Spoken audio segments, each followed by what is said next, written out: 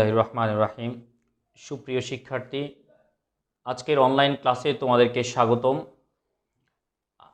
তোমরা জানো যে আমাদের যে শিক্ষা অধিদপ্তর থেকে যে প্রত্যেকটা শিক্ষা প্রতিষ্ঠানে অ্যাসাইনমেন্টের কাজ দিয়েছে, সেই অ্যাসাইনমেন্টের কাজের ধারাবাহিকতায় আমি গত ক্লাসে অ্যাসাইনমেন্ট গণিত বিষয়ের নবম শ্রেণীর গণিত বিষয়ের অ্যাসাইনমেন্ট 1 নিয়ে আলোচনা করেছি।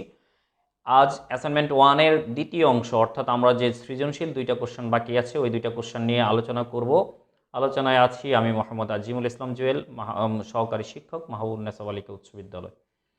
তো সুপ্রিয় শিক্ষার্থী, তোমরা দেখতে পাচ্ছ যে আজকের ক্লাসে আমাদের প্রথম যে সৃজনশীল প্রশ্ন 2-এর যে উদ্দীপকটা সেটা আমরা তুললাম। এখন এই উদ্দীপক থেকেই আমরা আলোচনা করব। এই উদ্দীপকে কিছু আমাদের উদ্দীপকের মধ্যেই কিছু বাহুর দৈর্ঘ্য দেওয়া আছে। উদ্দীপকটা একটা অনিয়ত আকৃতির, এটাকে বহুভুজ বলতে পারি, এরকম অনিয়ত আকৃতির একটা, এটার মধ্যে একটা অর্ধবৃত্তও আছে। তো এটাকেই আমরা আজকে তোমাদের মাঝে সুন্দর করে উপস্থাপন করব। আসলে আমরা যেহেতু অ্যাসাইনমেন্টের কাজটা পুরোপুরি তোমাদেরকে ক্লিয়ার করে দিতে পারবো না, আমাদের ক্লাসের ঘাটতির কারণে আমরা শুধু তোমাদেরকে এই অ্যাসাইনমেন্ট নিয়ে কিছু কথা বলবো, যেন এটার যে প্রায়োগিক দিকটা, অর্থাৎ এখানে আমরা যে কোন কোন সাবটার থেকে এই অ্যাসাইনমেন্টটা নেওয়া হয়েছে অথবা এই সাবটারগুলো তো আমরা যেহেতু তোমাদেরকে করাইতে পারি নাই, সেজন্য এটা সহায়ক হিসেবে আমি সহায়ক একটা ক্লাস নিচ্ছি। তো দেখো, প্রথমে আমাদেরকে এখানে দেওয়া আছে ABCDEFG একটা অনিয়ত আকৃতির। এর মধ্যে AB বাহুর দৈর্ঘ্য দেওয়া আছে 15 সেন্টিমিটার, BC বাহুর দৈর্ঘ্য দেওয়া নেই, CD সমান 7 সেন্টিমিটার, DE সমান 5 সেন্টিমিটার, আবার বলা আছে DE সমান GE, অর্থাৎ GE সমানও 5 সেন্টিমিটার, AG সমান 12 সেন্টিমিটার, এগুলো দেওয়া আছে। এখন আমাদের নির্ণয় করতে বলছে, প্রথমেই ক নম্বরে বলা আছে যে BC এর দৈর্ঘ্য কত, তারপরে আমাদের BC এর দৈর্ঘ্য নির্ণয় করতে হবে।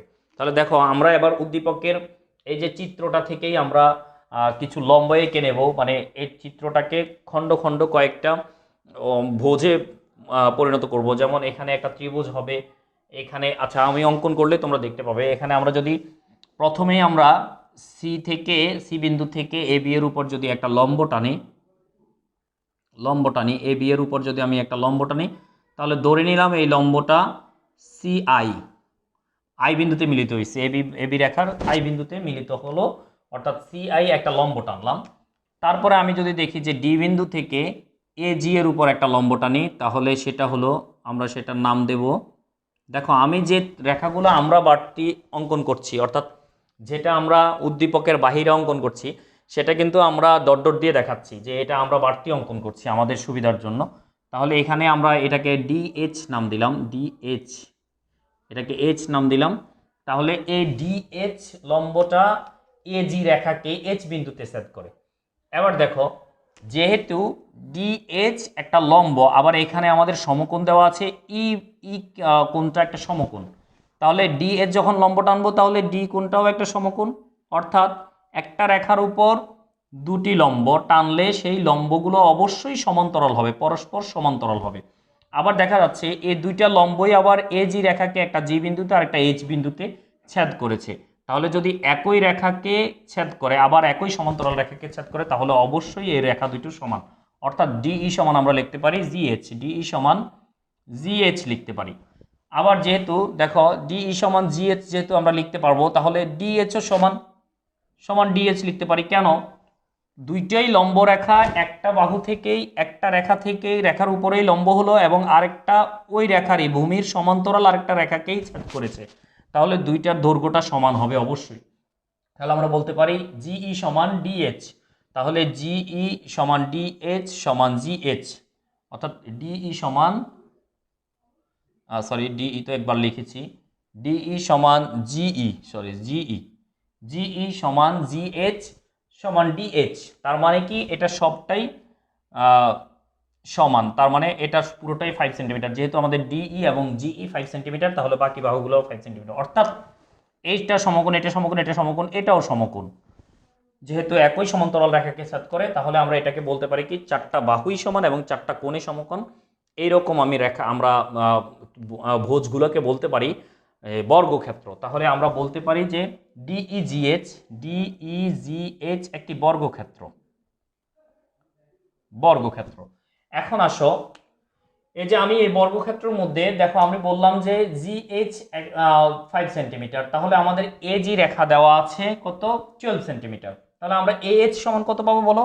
এএইচ সমান পাবো এজি বিয়োগ এজি থেকে কত মাইনাস করব? জিএইচ মাইনাস করব। তাহলে এজি সমান দেওয়া আছে 12 আর জিএইচ সমান তো 5 পেলাম, তাহলে 12 থেকে 5 গেলে 7 সেন্টিমিটার, অর্থাৎ আমাদের এইচ সমান পাবো আমরা 5 সেন্টিমিটার। এইচ সমান 5 সেন্টিমিটার। এখন আসো, এইচ সমান 5 সেন্টিমিটার পেলাম, কিন্তু এখানে দেখো কি হচ্ছে, এখানে আমরা যদি সিএইচটা যেহেতু এখানে 5 বাড়লো, এটা যদি 5 সেন্টিমিটার হয়, তাহলে দেখো সিএইচ সমান কি হবে? সিএইচ সমান হবে অবশ্যই সিডি প্লাস ডিএইচ। তাহলে সিডি সমান 7 সেন্টিমিটার উদ্দীপকে দেওয়া আছে, তাহলে ডিএইচ সমান কত? 5 সেন্টিমিটার সমান 12 সেন্টিমিটার। অর্থাৎ সিডি সমান সিএইচ সমান যদি 12 সেন্টিমিটার হয়, তাহলে আমাদের এআই সমানও 12 সেন্টিমিটার, কারণ এখানে এ বি রেখার উপর সিএও একটা লম্ব এবং এএইচও একটা লম্ব, যেটা সিডি রেখা থেকেই আসছে। একটু আগে যেটা বললাম যে একই রেখার উপরে দুইটা লম্ব আবার আরেকটা সমান্তরাল রেখাকেই ছেদ করে, তাহলে আমরা বলতে পারি যে উক্ত রেখা দুটি সমান। অর্থাৎ এখানে সিএইচ এবং এআই রেখা দুটো সমান, যেহেতু সিআই সমান এএইচ সেহেতু এআই, আবার এখানে দেখো এএইচ সমান সিআই হবে, অর্থাৎ এএইচ সমান আমরা যে 7 সেন্টিমিটার বললাম, এটা সিআই সমানও এএইচ সমান কত হবে? 7 সেন্টিমিটার। তাহলে দেখো 7 আর 5 12 হলো, তাহলে আমাদের সিআই সমানও 7 সেন্টিমিটার। আর এখানে দেখো তাহলে সিএইচ সমান কি হবে? এআই। সিএইচ সমান হবে এআই সমান কত বলো? এখানে 12 সেন্টিমিটার, 7 প্লাস 5 এ আমরা সিএইচ সমান কত পেলাম? 12 সেন্টিমিটার। তাহলে এআই সমানও 12 সেন্টিমিটার। এখন এআই সমান যদি এআই বাহুটা সমান যদি 12 সেন্টিমিটার হয়, এবার দেখো বিআই সমান কত হবে? বিআই সমান হবে পুরো রেখাটা এবি। এবি রেখা থেকে যদি আমি এআই বাদ দিয়ে দেই, তাহলে আমি কি পাবো? বিআই পাবো। তাহলে বিআই হবে এবি রেখা থেকে যদি এআই বাদ দেই, তাহলে দেখো এআই বাদ দেই, তাহলে এবি রেখার দৈর্ঘ্য 15 সেন্টিমিটার প্লাস এআই রেখার দৈর্ঘ্য 12 সেন্টিমিটার, মাইনাস হয়ে গেলে তার মানে 15 থেকে 12 চলে গেলে 3 সেন্টিমিটার। তাহলে আমি বিআই সমান 3 সেন্টিমিটার পেলাম। এখন দেখো আমরা মোটামুটি সবগুলো রেখাই পেলাম, কিন্তু দেখো আমরা সিআই রেখাও পেলাম 5 সেন্টিমিটার। এবার দেখো তো, এটা একটা সমকোণী ত্রিভুজ, আর আমরা সমকোণী ত্রিভুজের ক্ষেত্রে আমরা জানি যে আমরা বলতে পারি যে এটার যদি সমকোণী ত্রিভুজের আমরা একটা পিথাগোরাসের সূত্র জানি যে অতিভুজ স্কয়ার ইকুয়াল লম্ব স্কয়ার প্লাস ভূমি স্কয়ার। এখন এখানে আমাদের লম্ব দেওয়া আছে, ভূমি দেওয়া আছে, লম্ব এবং ভূমিকে আমরা বের করতে পারলাম, তাহলে আমরা অতিভুজ সহজে পেয়ে যাব। অর্থাৎ বিসি স্কয়ার সমান আমরা পাবো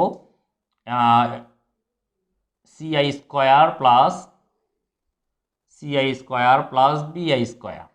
তাহলে আমাদের সিআই এর মানও জানা আছে, সিআই এর মান জানা আছে, বিআই এর মানও জানা আছে আমাদের। আমরা বিআই এর মান একটু আগে বের করলাম, এই যে বিআই এর মানও জানা আছে আমাদেরকে। তাহলে আমরা সহজেই বিসি স্কয়ারের মান পেয়ে যাব। অর্থাৎ বিসি স্কয়ারের মান যদি পাই, সেটাকে আমরা রুট ওভার করলেই বিসি এর মান পেয়ে যাব। ঠিক আছে, তাহলে এইভাবেই তোমরা বিসি এর মানটা, মানে ক নাম্বার বিসি এর দৈর্ঘ্য কত, এটা বের করবা। এখন আসো ইএফজি যে অর্ধবৃত্তের পরিধি কত। তাহলে আমি আশা করি যে আমরা ক নাম্বারের সৃজনশীল প্রশ্নের ক নাম্বারটা আমরা বুঝাতে সক্ষম হলাম। এখন আমরা আসবো খ এর ইএফজি এর অর্ধবৃত্তের পরিধি কত। আমরা জানি বৃত্তের পরিধির সূত্র, আমরা জানি কি বৃত্তের পরিধির সূত্র হলো বৃত্তের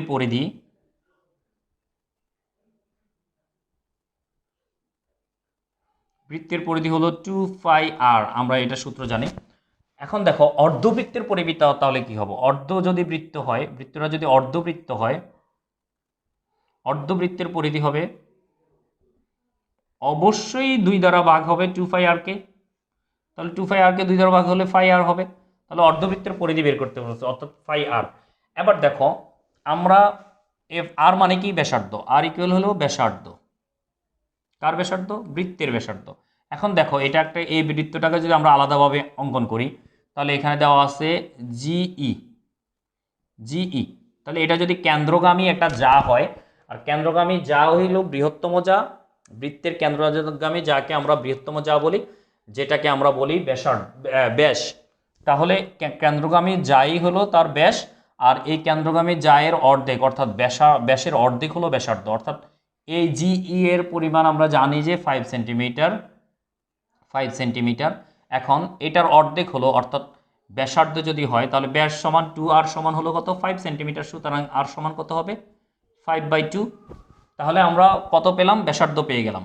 ঠিক আছে, আর তোমাদেরকে আরেকটা জিনিস তোমাদের জন্য বলে রাখি, পরিধি আর পরিসীমা একই কথা, তবে একটা হলো গোল মানে গোলাকার বস্তু অর্থাৎ বৃত্তের ক্ষেত্রে, আর একটা হলো তোমার যদি বলি আমরা যে চতুর্ভুজ আছে আমাদের, চতুর্ভুজের যেগুলো আছে ট্রাফিজিয়াম, আমাদের সামান্তরিক, তারপরে রম্বস, বর্গক্ষেত্র, এগুলোর ক্ষেত্রে আমরা সেটাকে বলি পরিসীমা। তাহলে পরিসীমাটা বলতে কি দেখো, যদি আমি বলি যে চতুর্ভুজ মানে একটা এটাকে বলে কি বর্গক্ষেত্রের পরিসীমা, তাহলে পরিসীমা বলতে চার পাশের সীমানার যোগফল। ঠিক আছে, আর ক্ষেত্রফল বলতে তার ভিতরের পুরো অংশটাকে ক্ষেত্রফল বলে। ওই রকমভাবে বৃত্তের ক্ষেত্রে পরিধি বলতে এই বৃত্তের চার পাশের পরিসীমা হলো তার পরিধি। ঠিক আছে, আর তার বৃত্তের ক্ষেত্রফল বলতে বৃত্তের মাঝখানের পুরো অংশটাকেই বলে তার কি ক্ষেত্রফল। তাহলে ক্ষেত্রফল আর পরিধি সম্পর্কে আমরা যদি জেনে রাখি আমাদের জন্য উপকার হবে। এখন আমাদের খ নম্বর প্রশ্নের উত্তর হয়ে গেছে। ইএফজি অর্ধবৃত্তের পরিধি কত? তাহলে আমরা জানি অর্ধবৃত্তের পরিধির সূত্র ফাই আর, আর এর মান পেয়ে গেলাম, ফাই এর মান 3.1416।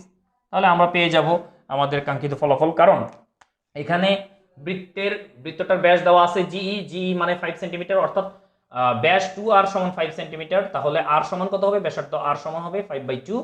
তাহলে এই যদি 5/2 হয়, আর আমরা জানি অর্ধবৃত্তের সূত্র পরিধির সূত্র ফাই আর, অর্থাৎ ফাই এর সাথে যদি আমরা 5/2 গুণ করি তাহলে হয়ে যায় ফাই এর মান 3.1416।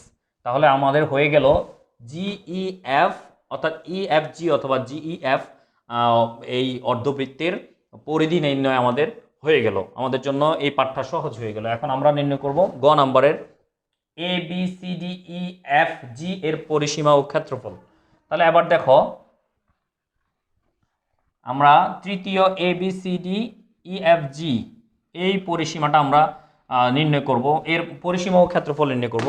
এখন দেখো, আমরা যেহেতু আমাদের জন্য খুবই সহজ হয়ে গেল, আমরা যেহেতু ত্রিভুজ ক্ষেত্র বের করে ফেললাম, একটা আয়তক্ষেত্র বের করে ফেললাম, একটা বর্গক্ষেত্র বের করে ফেললাম, আর একটা অর্ধবৃত্ত বের করে ফেললাম, অর্থাৎ এই A B C D E F G এর পরিসীমা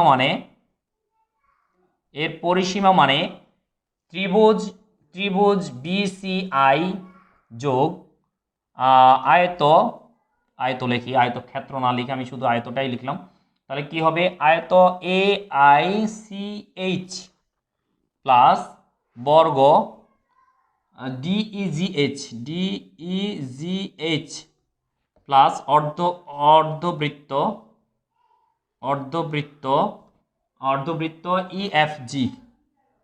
ইএফজি এর পরিসীমা।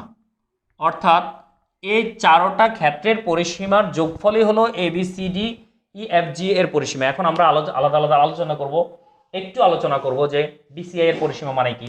তাহলে আমরা দেখো, বিসিআই এটা একটা যেহেতু ত্রিভুজ, এটার আমরা বিসি নির্ণয় করার সূত্রটা তোমাদের দেখিয়ে দিলাম যে কিভাবে নির্ণয় করব, যে পিথাগোরাসের সূত্র অনুযায়ী। তাহলে আমরা এখানে বিসি এর যে কোনো একটা মান পাবো। ঠিক আছে, ধরলাম এটা একটা 6 সেন্টিমিটার ধরে নিলাম। তাহলে আমরা এই বিসিআই মানে বিসিআই এর পরিসীমা যদি বলি যে ত্রিভুজ বিসিআই এর পরিসীমা যদি আমরা বের করি তাহলে কি হবে বলতো, বিআই প্লাস বিসি প্লাস সিআই, এই তিনটা বাহুর পরিসীমা দৈর্ঘ্যর যোগফলই হবে পুরা বিসিআই ত্রিভুজটার কি পরিসীমা। তাহলে আমরা এটা নির্ণয় করতে পারবো বিসিআই এর পরিসীমা। আয়তক্ষেত্রের পরিসীমা, আয়তক্ষেত্র এআইসিএইচ এর পরিসীমার সূত্র আমরা জানি, আয়তক্ষেত্রের পরিসীমা সমান হচ্ছে 2 ইন্টু দৈর্ঘ্য প্লাস প্রস্থ, 2 ইন্টু দৈর্ঘ্য প্লাস প্রস্থ। যেহেতু আয়তক্ষেত্র মানেই হলো বিপরীত বাহুগুলো সমান, তাহলে আমরা এআই সমান কত আছে, এআই সমান আমরা পেয়েছিলাম যে 12 সেন্টিমিটার। তাহলে এখানে কত, এ সি এইচ সমানও 12 সেন্টিমিটার, অর্থাৎ যে কোনো একটা নিতে পারি। দৈর্ঘ্য সি এআই আর সিআই নেব প্রস্থ, তাহলে 12 প্লাস কত 5, তাহলে আমরা 2 দ্বারা গুণ করে আমরা এটার পরিসীমা পেয়ে যাব।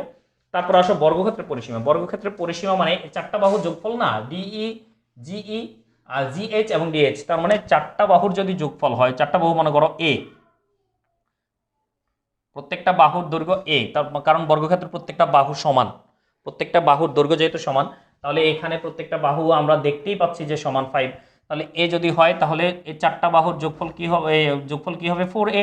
তার মানে আমরা যদি বর্গক্ষেত্রের পরিসীমা বের করি তাহলে 4 ইন্টু এক বাহু হবে বর্গক্ষেত্রের পরিসীমা। তাহলে আমরা এই ক্ষেত্রে বর্গক্ষেত্রের পরিসীমা পেয়ে যাব। অর্ধবৃত্তের পরিধি বা আমরা বললাম যে বৃত্তের ক্ষেত্রে পরিসীমাকে পরিধি বলা হয়, তাহলে অর্ধবৃত্তের পরিধি আমাদের বেরই করা আছে খ নাম্বার, আমরা খ নাম্বার থেকে অর্ধবৃত্তের পরিধি বের করে নেব।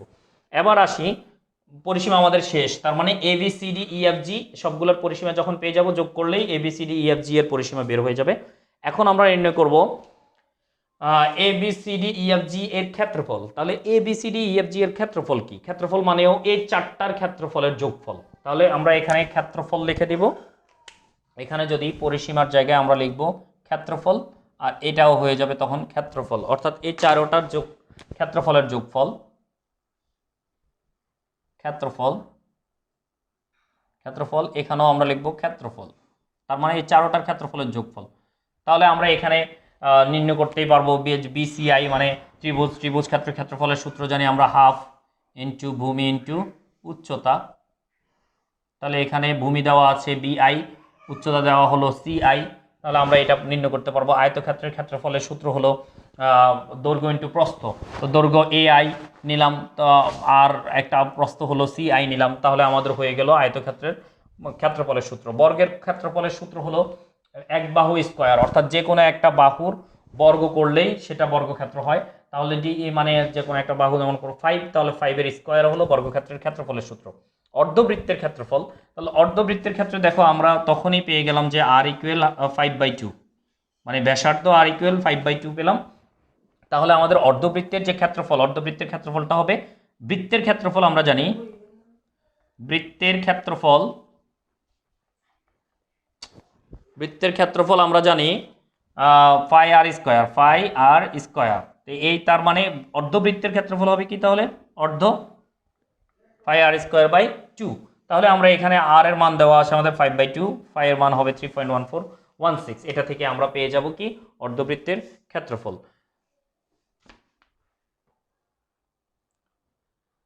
তো শিক্ষার্থী বন্ধুরা, যে আমরা এখন সৃজনশীল 3 নিয়ে আলোচনা করব, আমাদের সৃজনশীল 2টা আমাদের ক্লিয়ার হলো, এখন আমরা সৃজনশীল 3 নিয়ে আলোচনা করব, যে অ্যাসাইনমেন্ট 1 এর সৃজনশীল 3। দেখো সৃজনশীলে একটা অষ্টভুজ দেওয়া আছে, যেটাকে আমরা বলি সুষম বহুভুজ। উদ্দীপকে লেখা আছে সুষম বহুভুজ।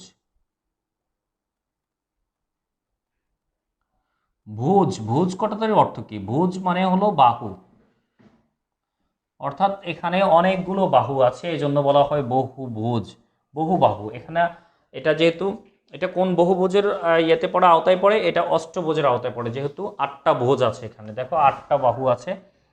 তাহলে এখানে এই যে কেন্দ্র একটা ও কেন্দ্র, এর মধ্যে যেমন O P, O Q, O R, O S, O T, O U, O V, O W, এই 8টা বাহু আছে। এই 8টা বাহু যেহেতু সুষম বহুভুজ বলার মানে হলো 8টা বাহুই সমান, কেন্দ্র থেকে 8টা বাহুর দূরত্ব সমান, পরিধি পর্যন্ত দূরত্ব সমান, এবং এই বাহুগুলো দ্বারা যে ত্রিভুজগুলা অঙ্কিত হলো, এই যে প্রত্যেকটা বাহুগুলো দিয়ে ত্রিভুজ অঙ্কিত হয়েছে, 8টা ত্রিভুজ আঁকা হয়েছে এখানে, 1 2 3 4 5 6 7 8, 8টা ত্রিভুজ হলো। এই 8টা ত্রিভুজও সমান, এই জন্য এটাকে বলা হয় সুষম বহুভুজ। তাহলে এবার দেখো এখানে যেহেতু দেওয়া আছে ওপি সমান 4 সেন্টিমিটার, তোমাদের বইয়ে দেওয়া আছে, এই উদ্দীপকে দেওয়া আছে, তাহলে এবার যেহেতু সুষম বহুভুজ, তাহলে আমরা বলতে পারি ও কিউ সমান 4 সেন্টিমিটার, ও আর সমান 4 সেন্টিমিটার, ওএস সমান 4 সেন্টিমিটার, অর্থাৎ সবগুলো 4 সেন্টিমিটার। এখন দেখো ওপি কিউ, প্রথমে আমাদের ক নম্বরে বলা আছে ত্রিভুজ ওপি কিউ এর ক্ষেত্রফল কত। তাহলে আমরা জানি ক্ষেত্রের ক্ষেত্রফল, ত্রিভুজ এর ক্ষেত্রফলের সূত্র জানি আমরা, হাফ ইন্টু ভূমি ইন্টু উচ্চতা, হাফ ইন্টু ভূমি ইন্টু উচ্চতা। এখন দেখো এই ক্ষেত্রে কিন্তু আমাদের এই বাহুটা সমান, কিন্তু এটা আমরা জানি না, এক।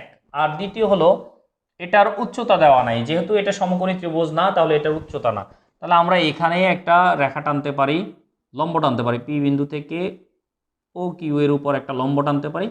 তাহলেই এই রেখাটাকে এটা দ্বিখণ্ডিত করবে, অর্থাৎ এটা লম্ব তৈরি হবে।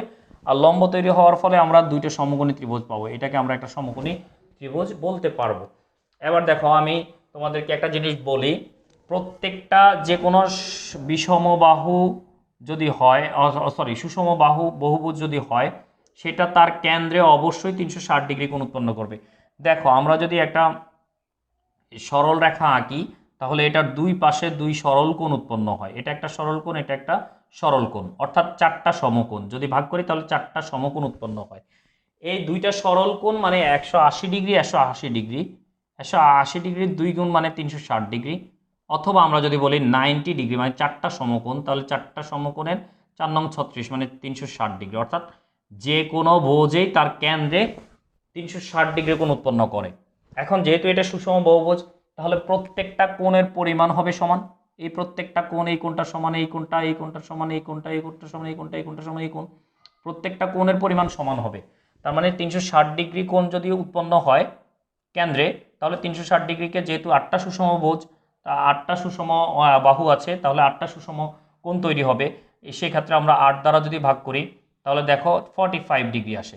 তাহলে আমরা পাবো কত? 45 ডিগ্রি, একটা কোণের পরিমাণ পাবো 45 ডিগ্রি। এই ক্ষেত্রে দেখো যেহেতু আমাদের ভূমি নাই, আমরা ভূমিটা তৈরি করব। ভূমিটা কিভাবে বের করব? এখানে দেখো আমরা সরি লম্ব নাই, তাহলে আমরা লম্বটা কিভাবে, উচ্চতাটা কিভাবে বের করব? উচ্চতা মানে এখানে লম্ব, তাহলে আমরা ও পি কিউ ত্রিভুজে, ত্রিভুজ ও পি কিউ এ আমরা জানি যে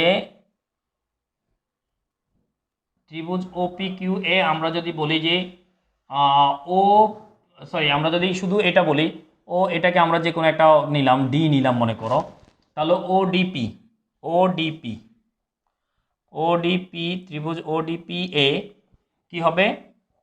যদি আমরা বলি, দেখো তোমাদের মনে আছে কিনা, সাইন থিটা সমান কি? সাইন থিটা সমান হয়েছে লম্ব বাই অতিভুজ, লম্ব বাই অতিভুজ। তাহলে আমাদের এখানে এই লম্বর অতিভুজটা দেওয়া আছে, এটা যদি আমরা অতিভুজ, এটা যদি লম্ব হয় তাহলে আমরা জানি সমকোণের বিপরীত বাহুকে অতিভুজ বলে, তাহলে এটা অতিভুজ। অতিভুজটা দেওয়া আছে আমাদের কত? 4 সেন্টিমিটার। তাহলে আমরা যদি বলি যে সাইন থিটা সমান লম্ব বাই অতিভুজ, লম্ব বাই অতিভুজ, তাহলে লম্ব সমান কত? 4 সেন্টিমিটার, সরি লম্ব দেওয়া নাই, লম্বকে আমরা ধরে নিলাম এ, ঠিক আছে, লম্বকে আমরা এ ধরে নিলাম। আর অতিভুজ দেওয়া আছে, অতিভুজটাকে যদি আমরা এই ধরি, লম্ব বাই অতিভুজ, অর্থাৎ না সরি লম্বকে আমরা কিছু ধরবো না, আমরা লম্ব রেখে দেব। আর অতিভুজটা তো আমাদের দেওয়াই আছে 4 সেন্টিমিটার, তাহলে আমরা এটাকে এ ধরলাম, এই 4 সেন্টিমিটারকে এ ধরলাম, অর্থাৎ এ সমান 4 সেন্টিমিটার। তাহলে কি হবে? লম্ব বাই অতিভুজ মানে অতিভুজ হলো এ সেন্টিমিটার, ঠিক আছে। তাহলে আমরা কি বলতে পারি, লম্ব সমান কি হবে তাহলে? লম্ব সমান এ সাইন থিটা, এ সাইন থিটা, ঠিক আছে। আর এক্ষেত্রে এ লম্ব মানেই উচ্চতা, এই লম্বটা মানেই উচ্চতা। দেখো আমি কিন্তু সরাসরি তোমাদেরকে ওপি কিউ নির্ণয়ের সরাসরি সূত্র বলে দিতে পারতাম যে হাফ ইন্টু এ সাইন থিটা, কিন্তু তুমি প্রশ্ন করবা যে হাফ ইন্টু এ সাইন থিটা কেন? একটা ত্রিভুজের আমরা জানি যে হাফ ইন্টু লম্ব ইন্টু হাফ ইন্টু ভূমি ইন্টু উচ্চতা, তাহলে এখানে এ সাইন থিটা কেন আসলো? এই জন্য আমি দেখানোর জন্য বললাম যে এখানে ভূমিটা কত? ও কিউ পুরো ভূমিটাও কিন্তু 4 সেন্টিমিটার, অর্থাৎ এ আমরা যদি এ কে যদি 4 সেন্টিমিটার ধরি, মানে 4 সেন্টিমিটার যদি এ ধরি, তাহলে এই ভূমিটাও এ, এখানে কি অতিভুজটাও এ, এই এর ক্ষেত্রে। তাহলে আমরা উচ্চতা বের করলাম কত? এ সাইন থিটা। এবার দেখো তো হাফ ইন্টু ভূমি ইন্টু উচ্চতা হয় কিনা। হাফ ইন্টু ভূমি, ভূমি কত? এই ভূমি এ মানে 4 সেন্টিমিটার এ ইন্টু লম্ব কত পেলাম, মানে উচ্চতা কত? এ সাইন থিটা। এবার দেখো, এবার তুমি বলতে পারবা যে ও পি কিউ সূত্র কেন হাফ ইন্টু এ সাইন থিটা। এখন তুমি পেয়ে গেলে কি, তাহলে তুমি লিখতে পারবা যে আমি এটা বোঝানোর জন্য বলছি, তোমাদের আর এত ক্লিয়ার করে বুঝাতে হবে না, তুমি সরাসরি লিখতে পারবা যে ত্রিভুজ ক্ষেত্র ও পি কিউ এর ক্ষেত্রফল হাফ ইন্টু এ সাইন থিটা। এ সাইন থিটা কেন আসলো সেটা দেখানোর জন্যই এত কিছু বলা। তাহলে এখন তুমি সহজেই ও পি কিউ এর লিখতে পারবা, ক্ষেত্রফল বের করতে পারবা। হাফ এ হয়ে যাবে এ স্কোয়ার, আর এর মান হয়েছে 4 দেওয়া, ঠিক আছে। আর এখানে সাইন থিটা সাইন 45 ডিগ্রি, তাহলে sin 45 ডিগ্রির মান জানলে এর 4 স্কয়ার মান জানলে তুমি এইটার ক্ষেত্রফল বের করতে পারবা। OPQ এর ক্ষেত্রফল যদি তোমাদের হয়ে যায় তাহলে তোমরা সুষম বহুভুজটির ক্ষেত্রফলও নির্ণয় করতে পারবা। কেন? একটা ত্রিভুজের ক্ষেত্রফল নির্ণয় করতে পারলে এটাকে যদি 8 দ্বারা গুণ করা হয় তাহলে আমরা অন্য সবগুলো ত্রিভুজের অন্য মানে পুরো বহুভুজের ত্রিভুজে ক্ষেত্রফলে আমরা পেয়ে যাব। যেহেতু সুষম বহুভুজ, তাহলে একটা ত্রিভুজের ক্ষেত্রফল পাওয়া মানে সবগুলো ক্ষেত্রফল যদি তার কতগুলো ত্রিভুজ আছে টোটাল 8টা ত্রিভুজ, তাহলে 8 দ্বারা গুণ করলে আমি পুরোপুরি ক্ষেত্রফলটা পুরো বহুভুজের ক্ষেত্রফলটাই পেয়ে যাব। তাহলে আমি এই যে OPQ এর আমরা খ নাম্বার প্রশ্নে লিখব যে সুষম বহুভুজটির ক্ষেত্রফল অর্থাৎ OPQ এর ক্ষেত্রফল ইন্টু 8, অর্থাৎ 8 দ্বারা যদি OPQ এর ক্ষেত্রফলকে গুণ করি তাহলে আমরা সুষম বহুভুজটির ক্ষেত্রফল পেয়ে যাব। তাহলে তোমরা এইখানে যে half into a square into sign 45 degree দিয়ে যে মানটা পাবা ওটাকে 8 দ্বারা গুণ করলেই তোমাদের এই সুষম বহুভুজটির ক্ষেত্রফল নির্ণয় হয়ে যাবে। এখন আসো গ নম্বর প্রশ্নে কি বলা হচ্ছে। গ নম্বর প্রশ্নে বলা হয়েছে যে অনিয়মিত আকৃতি ও সুষম বহুভুজের মধ্যে কোনটির ক্ষেত্রফল নির্ণয় সহজ যুক্তি সহ উল্লেখ করো। এখন তুমি উল্লেখ করতে হবে যে এখানে এই অনিয়ত আকৃতি যে তোমাদের 2 নম্বর যে সৃজনশীলে ছিল এরকম একটা অনিয়ত আকৃতির, এই যে অনিয়ত আকৃতিটা ছিল, এখন এটার ক্ষেত্রফল নির্ণয় সহজ নাকি তোমার এই অষ্টভুজের অর্থাৎ বহুভুজের ক্ষেত্রফল নির্ণয় সহজ? আসলে আমরা দেখতেই পেলাম যে এখানে কয়টা ভুজ অর্থাৎ ত্রিভুজ আছে, একটা আয়তক্ষেত্র আছে, একটা বর্গক্ষেত্র আছে, তারপর একটা অর্ধবৃত্ত আছে, সবগুলোর ক্ষেত্রফল নির্ণয় করলে আমি অনিয়ত আকৃতির ক্ষেত্রফল নির্ণয় করতে পারি। কিন্তু এই ক্ষেত্রে আমাদের অষ্টভুজের আমরা শুধু একটা ত্রিভুজের ক্ষেত্রফল নির্ণয় করলে 8 দ্বারা গুণ করলে আমরা এটা পাই। তার মানে আমরা এখানে যুক্তিসহ লিখতে পারবো যে আসলে অনিয়ত আকৃতিটার ক্ষেত্রফল নির্ণয় করাই আমাদের জন্য কঠিন সাধ্য অর্থাৎ কষ্টসাধ্য, আমাদের এটা নির্ণয় করতে খুবই কষ্ট হবে। তাহলে সুপ্রিয় শিক্ষার্থী, আজকের অনলাইন ক্লাসে আমি আশা করি তোমাদের যে অ্যাসাইনমেন্টের দ্বিতীয় অংশ নিয়ে আমি যে আলোচনা করেছি এটা তোমাদের জন্য ক্লিয়ার হয়েছে। আশা করব আমি এরকমভাবে অন্য অন্য অ্যাসাইনমেন্টগুলোর ক্লাসও তোমাদেরকে দিতে থাকবো। তোমরা আমার সাথেই থাকবা। আর আমার আমি যে ক্লাসগুলো যে আপলোড দেই চ্যানেলটাকে সাবস্ক্রাইব করে রাখলে তোমাদের খুব সহজ হবে এই ক্লাসটা পেতে।